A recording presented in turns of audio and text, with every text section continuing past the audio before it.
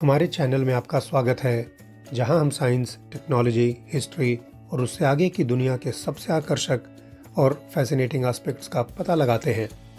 इस वीडियो में हम बिहार के गौरवशाली इतिहास, वर्तमान और उसके टर्न अराउंड स्टोरी पर चर्चा करेंगे। बिहार पूर्वी भारत में स्थित एक राज्य है जिसका समृद्ध और विविध इतिहास प्राचीन काल से रहा है। अपनी समृद्ध सांस्कृतिक विरासत और संसाधनों के बावजूद बिहार को कई चुनौतियों का सामना करना पड़ा है, जिन्हें इसके विकास के लिए संबोधित करने की आवश्यकता है। तो सबसे पहले इतिहास। बिहार का एक समृद्ध इतिहास रहा है जो वेदों और महाभारत में पाए जाने वाले क्षेत्र के संदर्भ में प्राचीन काल से चला रहा है। यह क्षेत्र बौद्ध शिक्षा का एक महत्वपूर्ण केंद्र भी था, जो कि बोधगया एक स्थान है जहां भगवान बुद्ध ने ज्ञान प्राप्त किया था। मध्ययुगीन काल के दौरान बिहार पर मौर्य, गुप्त और पाल जैसे शक्तिशाली राजवंशों का शासन था और यह शिक्षा, संस्कृति और व्यापार का केंद्र भी था। मौर्य साम्राज्य। बिहार मौर्य साम्राज्य के केंद्र में था, जो प्राचीन भारत के सबसे बड़े और सबसे शक्तिशाली साम्राज्यों में से एक था। साम्राज्य पर सम्राट अशोक का शासन था, जो बौद्ध धर्म में अपने रूपांतरण और अहिंसा के प्रति अपनी प्रतिबद्धता के लिए जाने जाते हैं। नालंदा विश्वविद्यालय। बिहार नालंदा विश्वविद्यालय का घर भी था, जो प्राचीन भारत में सीखने के सबसे पुराने और सबसे प्रतिष्ठित केंद्रों में से एक था। विश्वविद्यालय की स्थापना 5वीं शताब्दी ईस्वी में हुई थी और इसने दुनिया भर के विद्वानों और छात्रों को आकर्षित किया था। 12वीं शताब्दी में हालांकि आक्रमणकारियों ने इसे नष्ट कर दिया था। बौद्ध धर्म। बिहार ने बौद्ध धर्म के प्रसार में महत्वपूर्ण भूमिका निभाई है, क्योंकि इसकी उत्पत्ति यहीं पे हुई थी।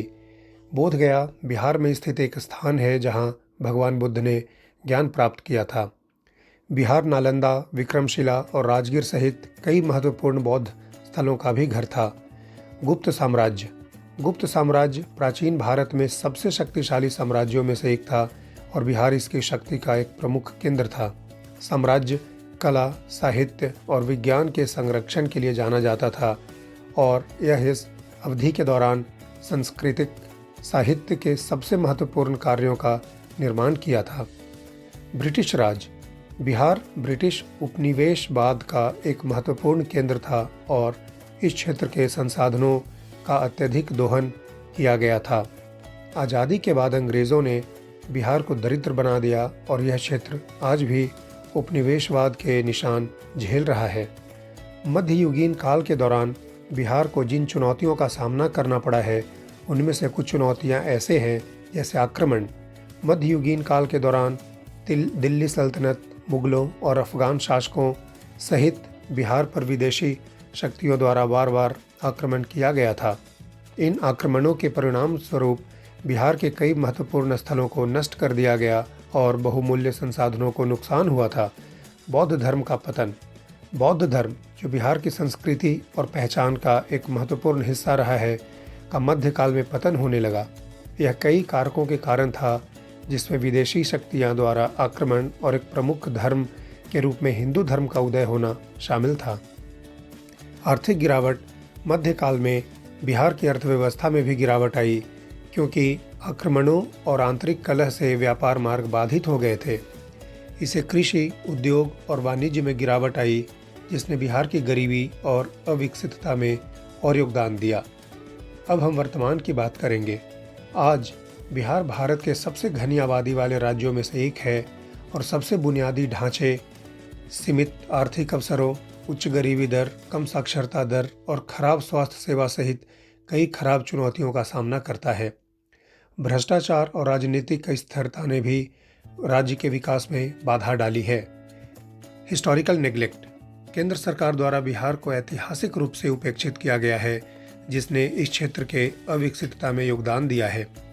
नीति आयोग की एक रिपोर्ट के अनुसार बिहार की प्रति व्यक्ति आय 5,772 रुपये है, जो कि नेशनल एवरेज 22,946 के मुकाबले सबसे कम है और मानव विकास सूचकांक में 29 राज्यों में से 27वें स्थान पर है। खराब शासन।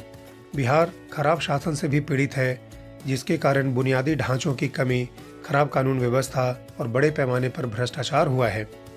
उदाहरण के लिए भारत में बिहार में इलेक्ट्रिफिकेशन की दर सबसे कम है, जहां केवल 32% घरों में बिजली की पहुंच है।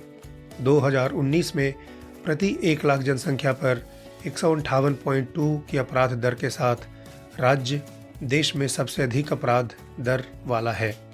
सीमित संसाधन। प्राकृतिक संसाधनों और मानव पूंजी दोनों के मामले में बिहार के पास सीमित संसाधन है।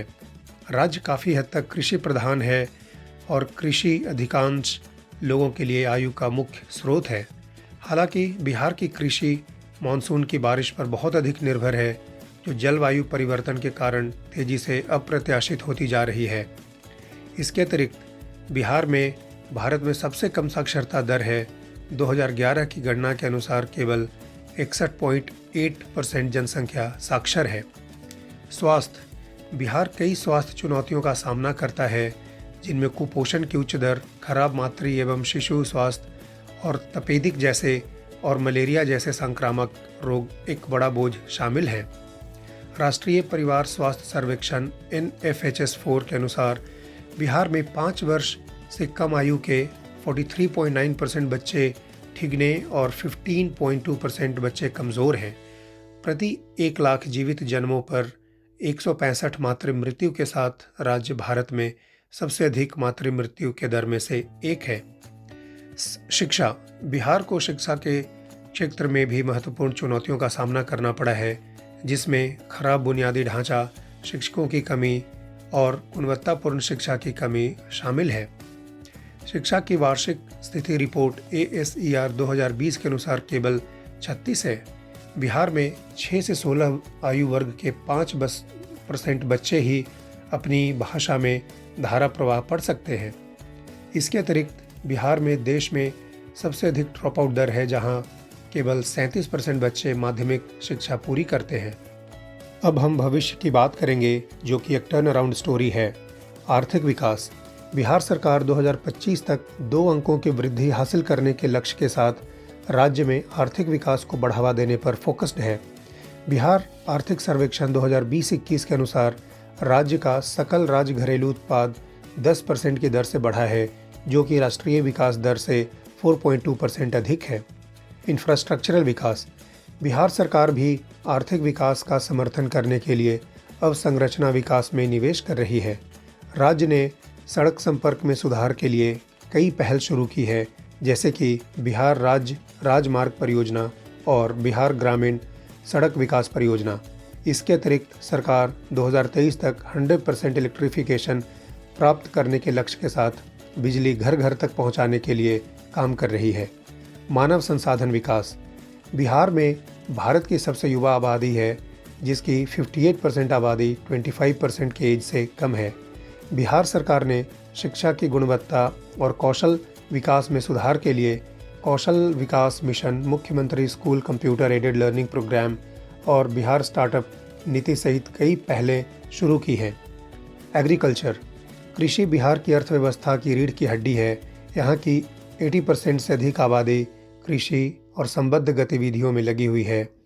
बिहार सरकार ने कृषि को बढ़ावा देने के लिए बिहार कृषि रोड मैप 2017-22 और प्रधानमंत्री फसल बीमा योजना सहित कई पहलें शुरू की हैं। उद्योग। बिहार सरकार ने भी राज्य में औद्योगिक विकास को बढ़ावा देने के लिए कई कदम उठाए हैं, जिसमें बिहार औद्योगिक निवेश प्रोत्साहन नीति 2016 की शुरुआत भी शामिल है, जो उद्योगों को कई प्रोत्साहन प्रदान करती है। राज्य सरकार निवेश आकर्षित करने के लिए औद्योगिक गलियारों और क्लस्टरों का भी विकास कर रही है। तो इन सारे पॉइंट्स को मद्देनज़र रखते हुए ऐसा लगता है कि बिहार फ्यूचर में काफ़ी डेवलप कर रहा है और इसकी एक टर्न अराउंड स्टोरी हो सकती है। आपका इसके बारे में क्या सोचना है, कमेंट्स करके बताएं। मुझे आशा है कि आपको ये वीडियो अच्छा लगा होगा। अगर अच्छा लगा है तो वीडियो को लाइक, सब्सक्राइब और कमेंट करना ना भूलें। वीडियो देखने के लिए धन्यवाद।